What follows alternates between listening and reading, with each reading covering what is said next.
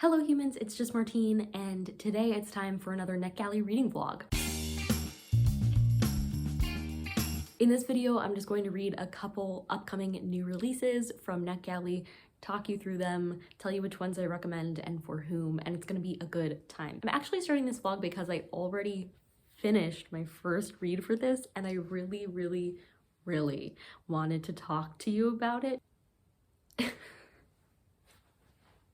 This book had me kicking my feet and screaming, and that was My Fair Brady by Brian D. Kennedy, which I'm pretty sure doesn't come out until January of next year, but I want it on your radar now, especially if you like some of the things I really like in YA contemporaries. So one, obviously, it's really queer. Two, if you couldn't tell from the title, which is a spin on My Fair Lady, and the cover, it is set in a theater group in high school, so it has my whole heart. I'm a theater kid, and so I really liked this book. Not all books about theater are hits for me, but I'll tell you why this one was, because we got to see both sides of the production. So one of the main characters that we're following is an actor in the production, and one of them is a brand new techie. He joins the lighting crew at the start of this book. I feel like in theater books, we either get the perspective of the actors or the perspective of the crew, and I liked that we got both in this one. I also thought it was really accessible even if you don't have experience with theater. It did have some references,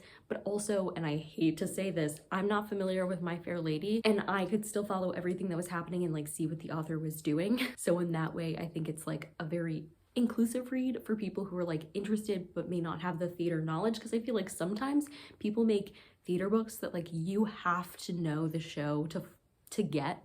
And I feel like that wasn't the case here, because I still ended up giving it 5 stars even though I haven't seen My Fair Lady. So in this one, we're following Wade Westmore, and he is an actor, and his boyfriend has recently broken up with him for being a bit too much. He goes to check the cast list for the new musical, and he is not cast as a lead, which he usually is. He's got a big supporting role, and his ex-boyfriend has been cast with the lead. Alternatively, we're following Elijah, who is really shy and anxious, and he decides that he wants to get involved in the theater group, probably the crew, to get closer to this guy who's in the costuming department. Through a series of misadventures, he and Wade end up making a pact that Wade will help him become more confident and popular. If you know the plot of My Fair Lady, you see where this is going, and things kind of go from there. I gave it 5 stars, 5 stars, 5 stars, 5 stars. The first Brian D. Kennedy book I gave 4 stars. It was A Little Bit Country.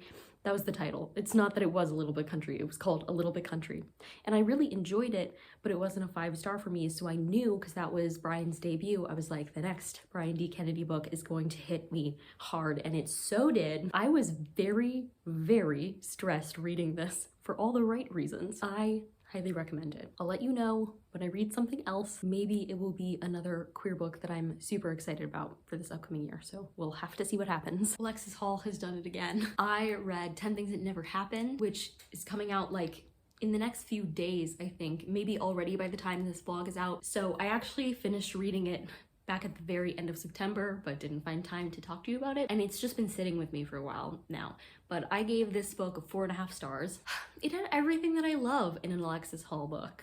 Like, so queer, so funny, just endearing characters who are like messed up, but in very real ways. So in this one, we're following our main character, and he is a manager at like kind of a bath and bed store type thing, and his overall boss is like this huge jerk and everyone hates him. One day he's called to visit his boss in London and told like, your store's underperforming, you're underperforming, like I need you to step up your game or I'm gonna fire you type thing. And then he hits his head in like this altercation and gets a concussion, and in kind of like an unfortunate series of events, he ends up pretending to have amnesia. I don't think I've ever read a fake amnesia trope. I've read lots of books with amnesia in it, but not like a fake amnesia trope. I thought it was so weird, and to be honest, like Alexis Hall, if anybody could pull it off, it's him. It was like a grumpy sunshine situation. Really, the grumpy is like, he's soft.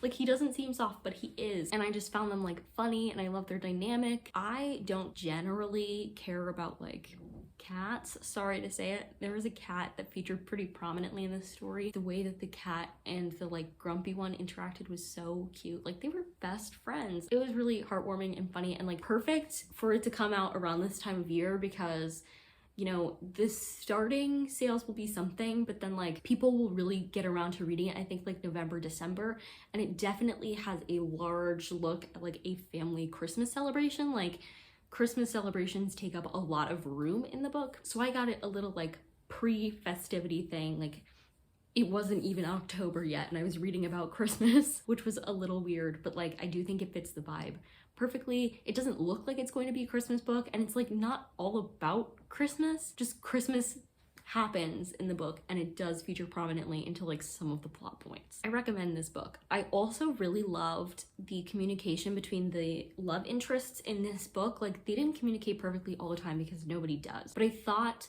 overall they did a good job of like being very adult in some of their conversations and how they addressed certain problems that they were having. And I like especially love the discussions about power dynamics in relationships, because I feel like so many books who have this like thing where the love interest is the boss like don't handle those boundaries well, and I think that this one actually did for once, which was a relief to me. But again, if anyone could do it, it's Alexis Hall. The only reason I think this lost like half a star is because one, it did take me a little while to settle into the beginning, but then two, the ending kind of fell just a little bit flat for me. Overall, I loved this book and I think you should read it, and I hope you love it too. I have finished reading the last book for this vlog, and that was West Heart Kill, and I've honestly been putting off this book for a really long time. Like I've had this arc for a while, but it's finally coming out in the month of October, so I was like, okay, like I gotta read it. So I did. It's a murder mystery, but it's kind of a weird one, so I would say that the writing style in this is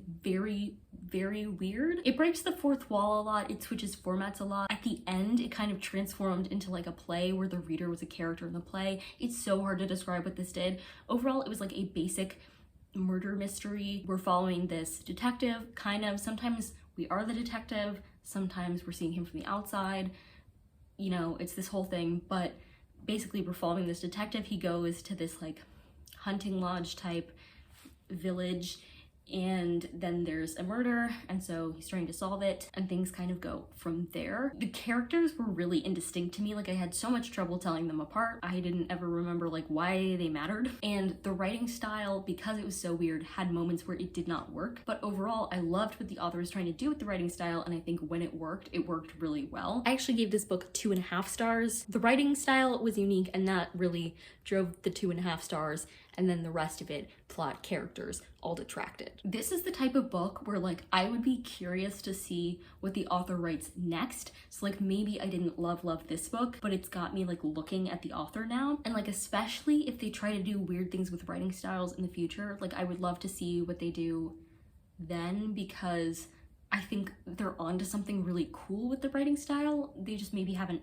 totally perfected it yet. That's West Heart Kill. It was like mid, but I think this author is one to watch. And with that, I'm going to end this vlog. I think this was like a really successful NetGalley vlog. I read 3 books for it, one which was a 5-star, one a 4.5 star, so 2 new faves from 2 authors I already really love. It's always really nerve-wracking to read from an author you've read and loved before, because you're like, what if this time they flop? So I was very pleased that neither one of these 2 authors did flop. All of these books should either be out in October or coming out at the beginning of next year. 10 Things That Never Happened and West Heart Kill are coming out in the month of October 2023, and My Fair Brady is coming out. It's supposed to be in January of 2024, so keep your eyes peeled for all of those books. If you like this video, go ahead and give it a big thumbs up and comment down below which of these books seems most interesting to you. Are there any you're planning on picking up or have already read? And subscribe for more reading, writing, and college lifestyle content. And until next time, bye humans, bye!